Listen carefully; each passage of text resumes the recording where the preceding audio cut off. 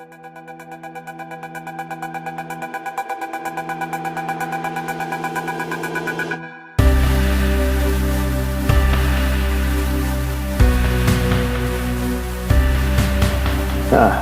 to Emo Social Club. Hello, hopefully your holidays are going better and you didn't have to yell at grown men today. We're recording this on YouTube again, just because the holidays are so busy, but there's a couple of things we wanted to chat about that are a little bit more time sensitive, so we felt that it was better just to do an episode rather than leave everybody hanging for another week. Even though I'm sick and Lizzie can't even get into her house right now. Oh, Lizzie hasn't been able to be in the home. Lizzie's really lucky that she can sit down and do this at not midnight. Yeah. At this point. So Lizzie, I'm booked out on events and work until mid-December. If that tells you how it's going. Yeah. Well, Lizzie is at a coffee shop, so if you hear any random noise in the background and random music, please don't copyright flag us. Shout out to Brothers Craftsman in downtown Naperville. Yeah. So, a couple things we wanted to talk about this week to bring to the attention of the emos. I don't know. To the emos. What do we have? You should care. Do we have a group of people that we would call our listeners? I just say, hey, emos. What's up, sads? What's up, emos? Sadsbees. I don't like that. We're going to have to think of different names then if we have this cult following, apparently. Yeah. Let us know what you think you should be called. We'll make a poll on Facebook or something. Just don't make it stupid. Don't make it stupid now that we put it out there. Yeah, so I wanted to talk a bit, since we're doing this on YouTube, a bit about Article 13, which is now I'm probably going to get a lot of the nomenclature wrong, just because it's an EU law that's been passed. It has already actually gone through. So I apologize if there's a lot of information that I get wrong about this, but I do feel like it's important to talk about with whatever knowledge I have. I also have plans to link some good YouTube videos and podcasts in the show notes, so you can do some further listening, and that will correct all of my wrong messages. So don't super quote him. Don't super quote me, but understand that it's something to be aware of because it's already been passed. And the EU are now working on the language of this what will soon be law across the EU. So, Lizzie, you said you didn't exactly know what it was. So I seen some things on it here and there. I was more invested in the Lincoln Yards project that's been going on here in Chicago. That's another thing. Totally fair. I'm obsessed with online content creators and that sort of thing. So I've seen a lot of this go around lately. Essentially, it's a law that is to prevent infringement of copyrighted material on YouTube, on any sort of media where you would be using something that someone else created. So this could be music, could be video, could be movies, could be any copywritten material that is owned by a copyright holder. In the U.S., they have the way the law is set is that it's a little bit more open-ended of what you can do with somebody else's material within certain limits. So, for example, if you watch a YouTube video and they're talking about a song, so they play the song in the background or they play a snippet of the song. Mm-hmm. If you're watching a video where they're talking about a movie and they show a clip from the movie, those are currently, I mean, I don't think it's super legal, but it's not illegal to do in the United States. Okay. Because it falls under parody, or it falls under certain jurisdictions that say this is okay to do. It's commentary. It's taking an original source material and creating, not making really any profit off of it. Yeah, exactly. Like, the person may be able to profit off of it, but it's not like they're profiting the same way if they created an original material and it was, huge studio thing. So that's the way the law works in the U.S., and that's why a lot of YouTube creators in the U.S. do more commentary type things. This could even be like if we were talking about songs and we were playing the song in the background of the video. I actually did a video where I talked about Panic at the Disco and played like 5-second clips of the songs, and I didn't get flagged on YouTube, so praise be. But you have about 30 seconds before you get flagged. Yeah, well, that's not actually a totally like written law. So it all depends on the copyright holder. It all depends on it all depends on what you're using, how you're using it. If you're just playing the 30 seconds of the song and there's no like words under it, there's no commentary on it, that might be a different story than if you have 30 seconds playing as a bed underneath you talking over it. So if right now there was, there's music in the coffee shop and we're talking over it, but it's not like that's the main focus of the video, right, is that we are talking over that. So that's the way it works in the US. The way it has worked in the EU has been fairly similar to that. So up until now, they've had a pretty vague way of explaining how it works, but they've sort of just defaulted to what the US does. But they've decided that they needed to change that law in benefit of the copyright holders, which, not putting my 2 cents on it, tends to be major movie studios, major music studios, and record labels, and saying that, we want to change this law. And they probably haven't had much luck with it in the US, so they're trying to address it in another continent where they can say this isn't right. So they also have called this kind of the meme law. So it's basically like to outlaw memes is the joke about it, because technically posting a meme with a scene from the movie or snippets from the movie or any material that someone else has done is under this jurisdiction of this law. So you wouldn't be able to share a meme that didn't have your own original photo, video, whatever in it. Sending a GIF from a movie, for example, could technically be fall under this law, and it could be blocked from these websites. So the real thing though about Article 13 is that it doesn't put the law right now only affects the person uploading it. So if I go onto YouTube and I upload the full, for some reason everybody was using the B movie as an example, I think because it itself is a meme. I hate that so much. They're like, if I go to YouTube and I upload the entire B movie, then that is not YouTube's fault. YouTube just hosts a website that allows a user like me to do that. But if this Article 13, which if it goes through with the language it currently has, which is, again, fairly vague and fairly like just to allow the law to sort of affect, I don't know, what they're doing more, it would actually say that YouTube is responsible for it. So it changes who is actually breaking the law, breaking the copyright law.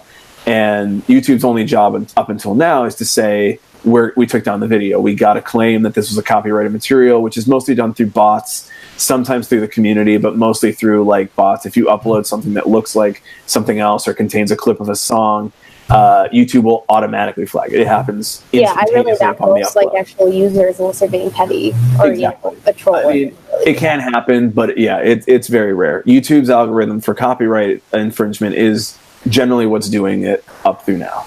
So this then puts that onto YouTube to say there is copyrighted material trying to be posted to our site. We can't post this.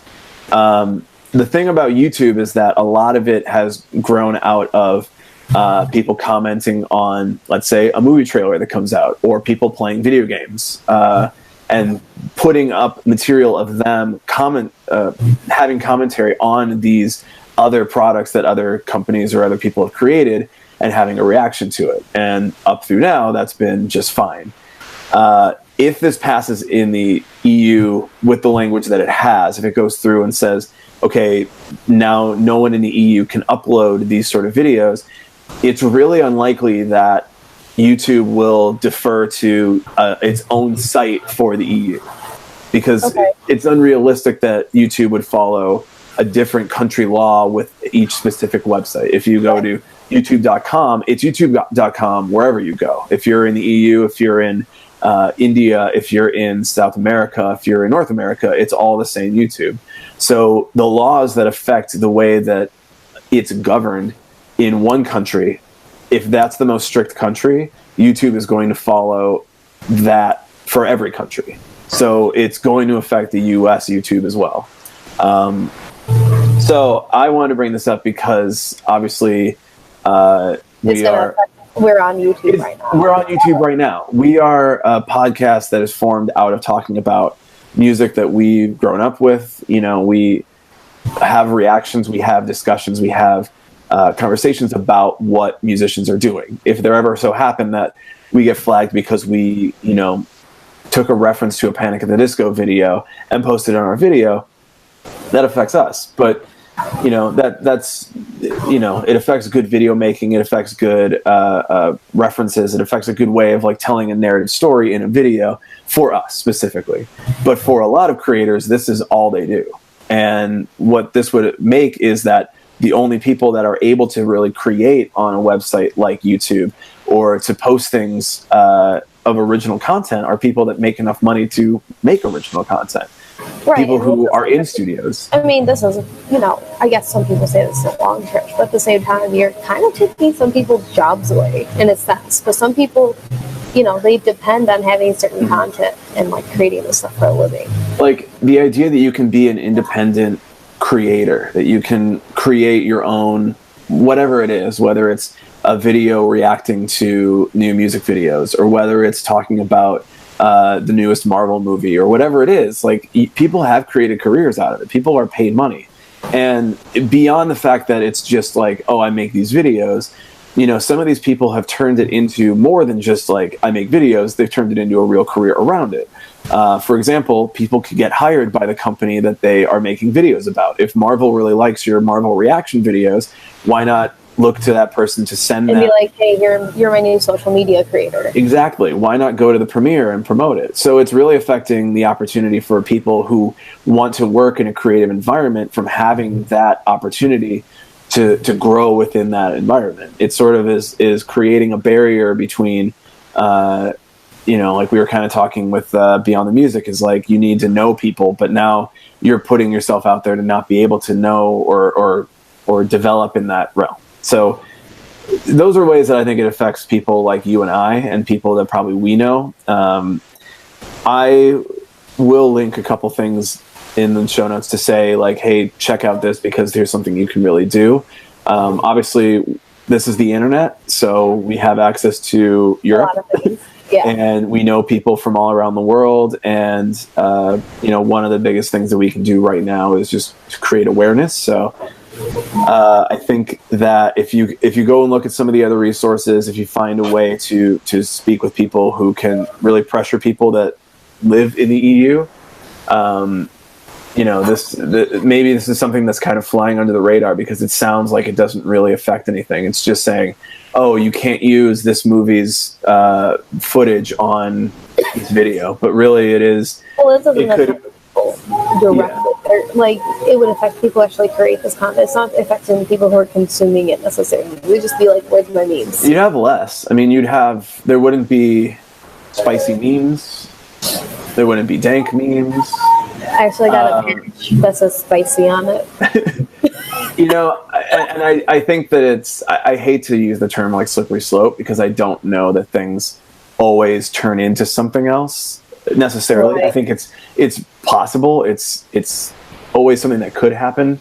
I don't want to say that it will happen, but I will say that if this affects a large site like YouTube, for reference, YouTube is the second largest search engine in the world, second to Google. So if you think about how YouTube is one of the largest sites in the world, Facebook will have to reduce the amount of content that breaks these laws. Twitter, Instagram, like the major sites that you use on a daily basis are going to have to change the way that they work with what you upload. There won't be meme pages. There can't be, you know, these copyrighted things on any of these networks. So whether or not you think that it's like going to affect you as a non-creator, maybe you're going to be browsing YouTube, you're going to be browsing Facebook, and you're not going to see the same stuff you wanted to see anymore. There's going to be a lot less possible content out there. And I really like that you can go to YouTube and just see regular ass people like you and I just talking about dumb shit, and like, that's great. That's cool. That's interesting. It's great to have that access. And I mean, it also opens it up to some people who maybe they don't have these type of conversations with other people. You never know. Agreed. No, I don't know. I think that it could really go down a slippery slope. Again, hate saying it, but I see the right. Well, slippery slope has such a negative connotation because that's what a lot of certain political people say. Oh my God, you're going to legalize gay marriage. It's a slippery slope. It's like, wow, no, it's like, people just like whomever they like. It's a really wild notion, I know. Exactly. But people just, they use the term to push their own agenda. And you know what? I'll use it here to push my agenda.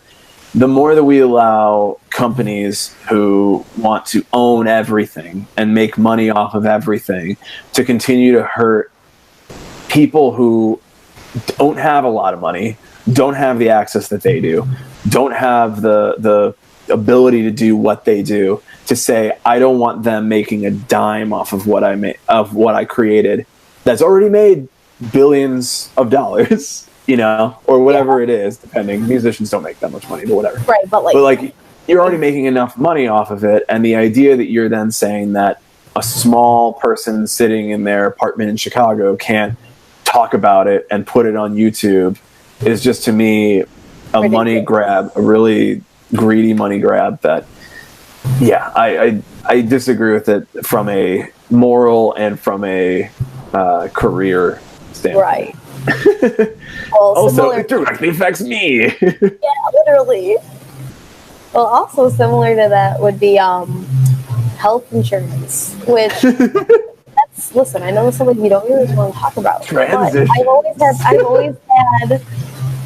Hey, it's a workable transition. Listen, but I've always had the thought of, there's a lot of musicians out there and people who are content creators or freelancers, and you see GoFundMe's when they're sick or something happens to them, and it's like, well, what are they doing for health insurance?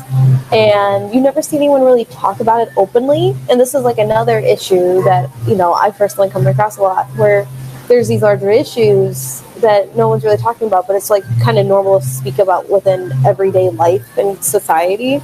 Essentially, just so you know, open enrollment for ACA, the Affordable Care Act, aka Obamacare, ends December 15th, which is my birthday. But we can break down a little bit, because I've actually worked a lot with trying to apply, help other people when I worked in some offices on campus when I was still in school, apply for Medicaid and ACA, and how it actually benefits literally no one involved if you're lower income, which is very ironic. Yeah. So when originally Obamacare passed back in 2015, it was like a godsend. Heaven sent. Well, the one downside is that there's a law that absolutely requires people to have health insurance no matter what. So, but if you don't, you get fined. And the biggest issue with that is, if you make under a certain amount of money, now the cap is, under Trump's administration, is $1,200. It used to be more back before the Trump administration. Yeah. If you make under $200, you qualify for Medicare, Medicaid, which means it's pretty much paid for you. You have a decent insurance coverage, which is great and fine, but you cannot make over $1,200. The minute it's reported that you make over even $1 more, you lose your, and sometimes you won't get notified for weeks that you've lost this health insurance. And then you have to go through the state and reapply for it, which can take months from what I've seen people had to deal with, which is not okay, because some people have pre-existing conditions that are, really serious. Can't wait months to not take their medication, not go see doctors.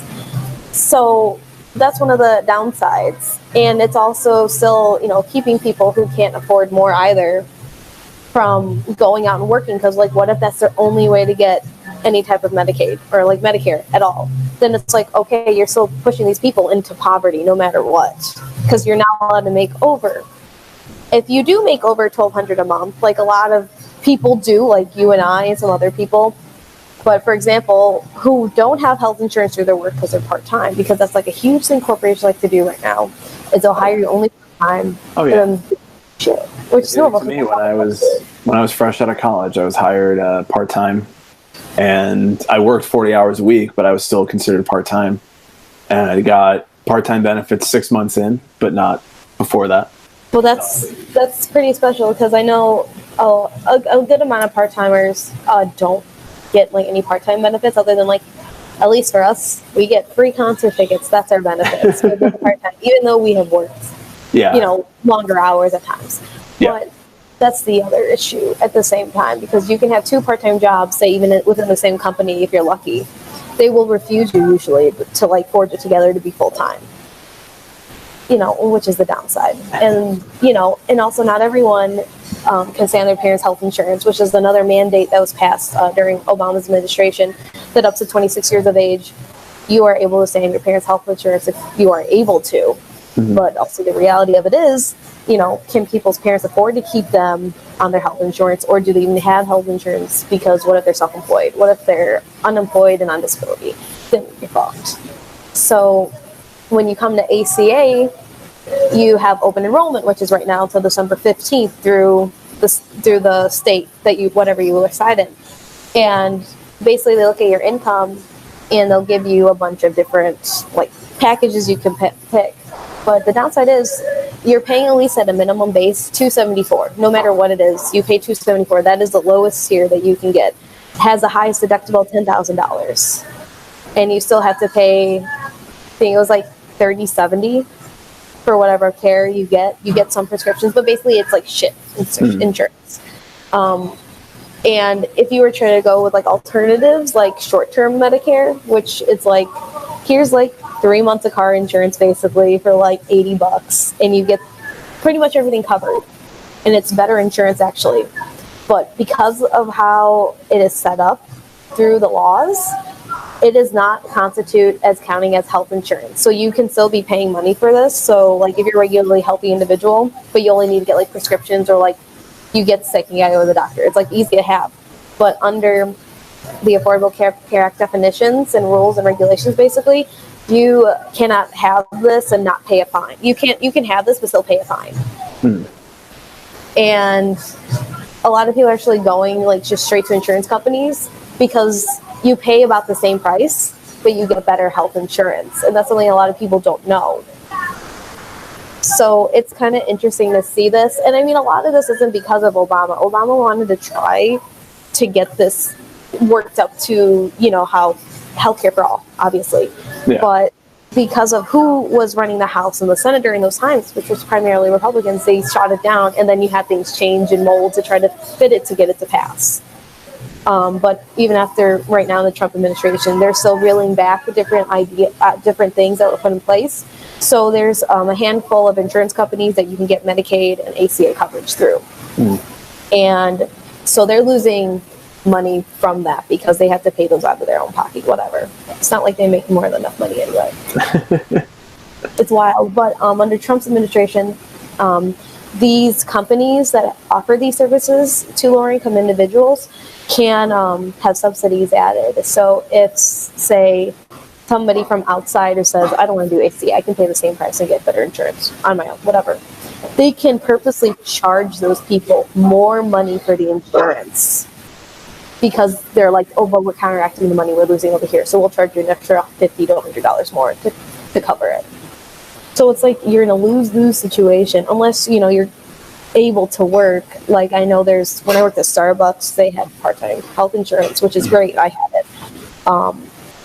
But I know over the years that's just become more popular. Obviously, the quality of it decreases. And I have some friends who told me that it went from like having like really top tier rank to like being kind of mediocre and shitty, which sucks. But it's like, what else are you supposed to do in a society where you expect to go into a job, even if it is part-time, even if you spent time working towards it, whatever you did, you go to college, you just worked your ass off, whatever, and you're in a corporate building, but, you're part-time, but you can't get health insurance. Like, that's kind of fucked. And I just want to know, like, do musicians just, like, and, like, people in our scene, do they just go without? Are they lucky? I'm pretty sure some of them are lucky enough to stay on their parents, but it's just something I never hear anyone talk about. And I feel like it's something that's really important because, like, it's your health. I agree.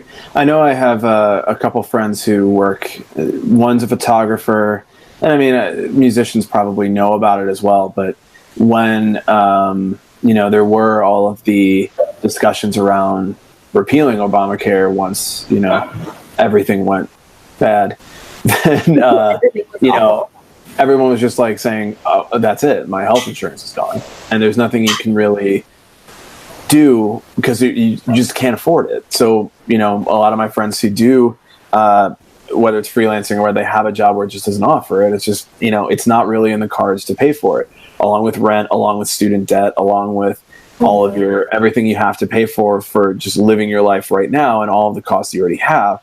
And it puts people in the position that if you got sick, you know, I feel very fortunate that I've never gotten sick and I've always had access to healthcare. Like I've always had access to insurance through work or whatever.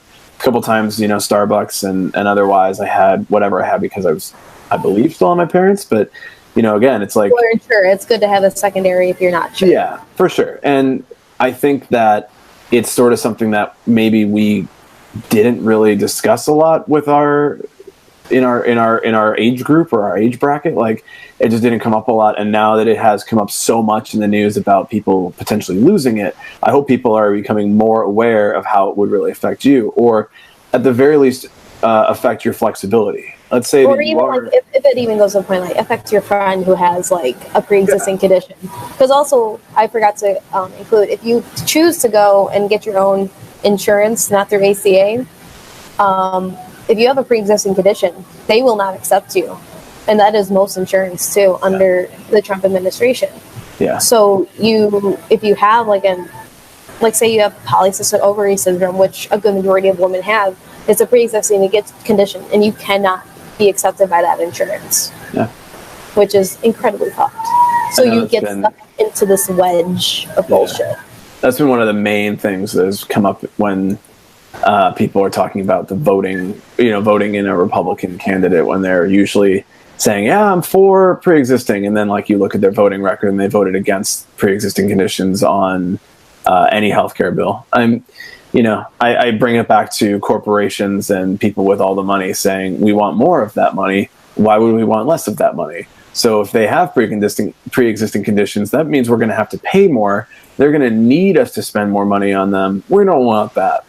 Like the logic puzzle there seems to make a lot of sense. Yeah, for that. But at the same time, it's like, you know, human morality. Yeah. Oh, well. Like, don't you want to keep people alive? Don't you want more customers? I think their argument is that companies don't have morality. Like, as a company, you don't have to take a moral stance on anything. You just are a company. Your morality is to make more profit and to be a bigger company and to weed out all the smaller companies that would take over your company, which is why you have government regulation on this shit. Like, you say, oh, we need to regulate the healthcare industry because insurance companies can run rampant and choose who they want to pay the money for. Yeah. And that's fucked up. So, like, when somebody goes into office and says, we are going to vote for, Medicare for all is the one on the table now for the future, I hope, through most of the Democrats that won. It's something that Republicans are not talking about. So taking both sides in this issue, I tend to side with the people who want Medicare for all. It's usually nice. Yeah.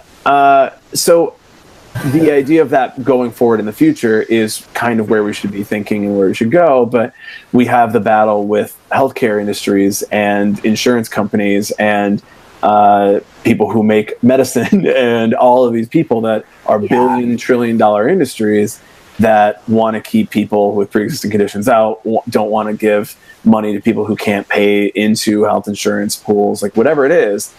We need to be aware that, like, when we vote in the presidential election in 2 years and when we voted this time, is like, that's what we were voting towards as well, is that more people would be able to jump on this healthcare.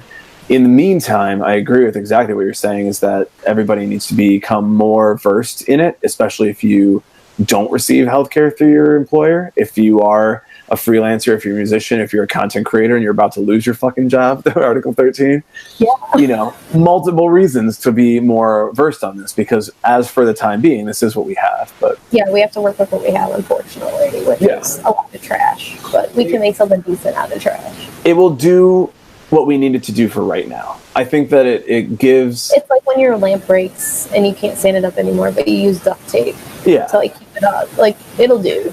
It'll do. That is also the Republican healthcare plan. Boom, got him. Roasted. Roasted. Were you just Jersey Shoring it? I don't like that. Whatever. Just as bad as your dabbing. So Don't like that. I think that I think it's a strong point, and I think that let's find some links and we'll put them in the show notes as well, where people can go to research more. If you're looking to apply for ACA because you fall into that little wage gap that most people do, it's healthcare.gov. We'll put it in our bio link so you can check it out.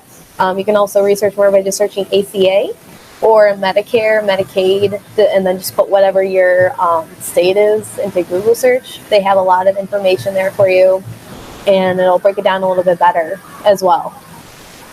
Sweet. Also, I want to know for musicians, people in the industry, photographers, anybody, what do you do for like health insurance? Do you just not have it? Are you just waiting until you turn 26 and praying something will happen? Did you make a pact with your best friend to get married because they have health insurance and you don't, and you just want health insurance? Like, I really want to know. I've always had this question, and it's just something important and really incredibly stress-inducing. Yeah. So I just want to see what everyone kind of falls into and how they deal with it, don't deal with it, or just handle it however they feel. Find us on our social networks and let us know what you do, what you think, and yeah, because I think it's an interesting question for a lot of musicians, and I think that if people were aware of what their, how many people have a favorite band that writes music that is saving their life, and that band doesn't have anything to take care of themselves. And I mean, I know on Warped Tour, at least a few years ago, there was like, an organization there. I forgot what it was called, but it was like, donate so the bands you like can get health insurance, and we can help them pay for health insurance. Yeah. And I feel like if you have to go to that point, exactly, there's a flawed issue. I mean, there's even physical GoFundMe. Well, and have you actually seen the there was actually this tweet going around, and it was of a lady who needed a heart transplant, but because she didn't have sufficient income, the hospital actually wrote her back, said, we suggest doing a donation fundraiser to raise $10,000 before we approve you to get a heart transplant. Yeah. What the fuck? That's literally like Listen, I get it. Doctors need to get paid, but doctors took a fucking oath and said they will save whomever for whatever reason. Yeah. Don't fucking charge Unless them. the I don't company like that. Can't. Yeah. I am, and I mean this in the best possible way, but I am tired of seeing GoFundMes overall. I think that the idea that a private company started what should be overall a charitable service, like if you're like, Kickstarter or anything, like an underprivileged kid, like get sent to camp. Or like, oh hey, that's I want to. Hopefully, should be for. Yeah, but the idea that this private company is being used to fund for services that our government doesn't is fucked up. Like, I can't see one saying this person needs help and not think that's just fucked up in the way that it is. Like, that's motivating enough for me to say, like, get out the vote for people that are going to change this, because this is fucking stupid. And also, if you're not well versed on it or don't agree, definitely go and research, talk to other people. Don't just block people out who disagree with you, because everyone has a different perspective and viewpoint of it. Like, I had a friend when Obamacare passed and he wasn't for it, and I was like, why aren't you for it? And he explained to me his reasons, and I was like, okay, I get the point of, like, I don't need it because I'm relatively healthy, and the fine actually ends up being cheaper than paying for the overall health insurance. Yeah. I get that argument, but at the same time, you don't know whatever's going to happen. Can I proxy argue with this guy? Like, what? Can I proxy argue with this guy? Like, I'm going to proxy argue with him. Stop. All I'm saying is that if you go out somewhere, or you're let's say you're in a bar in a small town where they can smoke in the bar, and now all of a sudden you are catching secondhand smoke, which could cause adverse health effects to you. Right. Or let's say that you live in a country where people are allowed to smoke, but they also receive less benefits because they smoke. But everybody pays in the same, because they're also aware that I don't want to cost more for somebody choosing to make an adverse health choice.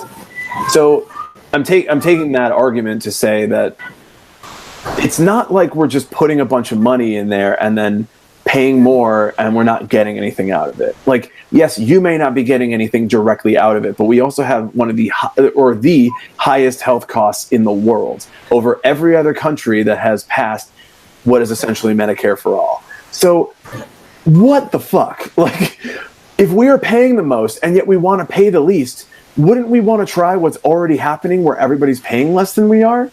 Like, I try to break it down to the most simple logic, and I'm like, yeah, it's that. Like, everyone else is paying less than us, and we say we want to pay less, so let's try to do what everybody else is doing to pay less. Proxy argument, but come at me. You can find me on Facebook. You got to like Emo Social Club to comment on our shit. Yeah, so if you want to fight Ro, you can do @X Emo Social Club X on Twitter. Yeah. Actually, you'll just be fighting me probably. I'll come at you. Or on Instagram and Facebook @Emo Social Club. I'll still come at you. I'll go on there. I'll be like, all right, I see these tweets. Let me open up the old. Respond to them just then, and then I'll come on, and you'll have like 3 different arguments going at once. You won't know who's who. It's like, I'll just have a reaction of just like, oh hell no. Just like, it's like I'm blindsided. Where did this other person come from? What the fuck? Yeah. Well, we're reaching the end of our episode, so I'm gonna do some real quick plugs. This goes out on November 30th, when Taking Back Emo will be playing in Dubuque, Iowa, at the casino. Don't like that. Yeah, we're going back there again. And then on December 15th, we'll probably have an episode before then, but just in case, December 15th, we're playing in Rockford at District Bar and Grill. And I'll be at Post Animal. Oh, well, all right.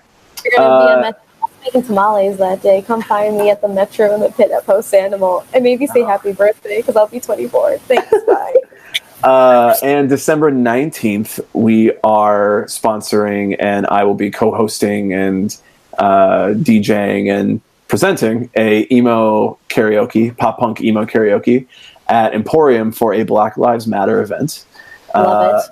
We should be having Ariel, who is my friend that's putting on the event, on our next episode. So we'll hear a bit more about that event in that one. But mark your calendars for December 19th. It's a Wednesday at Emporium, the Wicker Park location. Don't go to the Logan Square location. North Milwaukee. Well, they're both in Milwaukee, which is like... Get off the Damon Blue line and walk a little bit. Yeah, to the Damon Blue line. Don't get off on anything later than that.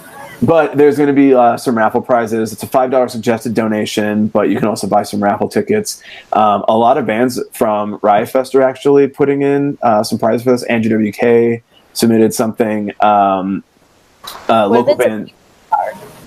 It's in a small envelope, so I don't think it is. But listen, it could be a coupon. I have a feeling most bands are donating some of their merch. It was sort of like a conversation of, are you going to donate, really big things or not? But, Ariel contacted a lot of local Chicago bands, and Ariel also has a connection to Riot Fest. So a lot of Riot Fest bands said, we're really excited about this, and we're really happy to donate something for a good cause. So, it is a free event. We do ask that there is a suggested donation at the door of $5. But Emporium's fucking kick ass, and we'll be singing along with all of the emo songs, like we used to do over at the Riot Feast over there. I'm almost doing that a few times. Yeah, well, it's gone now. You fucked up. No, we got the 19th. We got the 19th. We got the 19th. We're bringing it back for a night. You have to put me in line. People who can't sing, because I can't sing, so I don't look like the ass who's like... You're going up there. You got this. Do you have any plugs that you would like to add? Oh, man. Where can people find you? Man, finding me, you can find me on Twitter at Boredom Battery, and the same on Instagram at Boredom Battery. You're just plugging your social handles. I don't know what else. I don't have anything else coming up, but on my personal website that you can find linked on my socials, I am doing this experiment on Instagram on how to get more followers and like how to kind of maintain a personal brand business profile. Mm-hmm. Like, I can do social media for like any other business, no problem, fine. But for myself, I know what to fucking do. So I thought, I was like, there's a bunch of other people who don't know what the fuck they're doing. And Instagram for about 2 months was saying, hey, you should switch your profile to a business profile. I had no idea what that meant. So did some research. So now updating every so often different articles about what I'm finding, how I'm trying to go about experiments to see, like, how do you get more genuine followers in that box? How do you, up your viewers? What content do you need to bring out to get people to bring in? Like, what are you tagging? Like, how do you use the analytics on there? So I'm trying to do that. So I have those on like blog posts, and then on there too, you can read my emo writing. I write stuff. So we seem like the kind of project that would have emo poetry. Oh, it's very it's this really thing. It's like usually cathartic, and you know what? I won't be the first to say I'm really bad with grieving like loss in any type of format. Doesn't matter what it is. I'm just bad at it. So there's a lot of stuff that comes out a while later. Then I'm like, oh, I feel better now. I probably should have did that 6 months ago. Here we are. Yeah. So there's some people writing on there if you like reading like poetry and like creative short stories and all such like that. So we'll also link that if Brian wants to. Yes, I want to. I want to link you. I want to support you. I want everyone to find you on the internet. Don't be weird about it though. Please do not be weird about it. Fucking weird about it. Guys. Hey, there's a reason I'm not on Tinder. Listen, get fucking weird about it. No, I'm kidding. Don't be fucking weird about it. Don't be fucking weird. Otherwise, I'm gonna beat you up. Ro might beat you up. Nope. I have a lot of friends. I'll argue with you. I'll argue with you in a future podcast video. I'll come at you. I'll have a follow-up argument 3 podcasts from now. I hate this. Oh, and by the way, anyway. By the way, after we ended the last one, I have 3 more points. Now you gotta listen to them. And another thing. All right. Thanks for meeting me at this coffee shop. Yeah, thanks for coming out. They're about to kick me out in 4 minutes. Thanks to Brothers in downtown Naperville, Illinois. Thanks to Mod Pizza downtown Naperville, Illinois. They gave me an honorary free Mod Pizza shirt. Nice. Because I've been there since the beginning, and for getting me pizza and the local discount. I'm a local now, I guess. Gross. I know. I was like, oh, don't like that. Then I went to Blaze Pizza because it's the only thing that's around Chicago. There's no Mod Pizza really down there where I'm usually at. And the manager, I had a little pizza box and it was boxed up. I swear to God, I thought he took it and he just tossed it against the wall. And I was like, holy shit. And then the other guy I know came out. He's like, what did you do? He's like, she said she went to Blaze, so I threw the pizza. And he was like, nah, I'm fucking with you. It's just a fake. And I was like, wow. So it's been a wild day up until this recording session. Yes. Well, get home safe, and until next time, the social club. Whatever. What do you want it called? Give us better ideas than what we come up with on our own. Yeah, we're gonna call you the emo squad. Emo squad.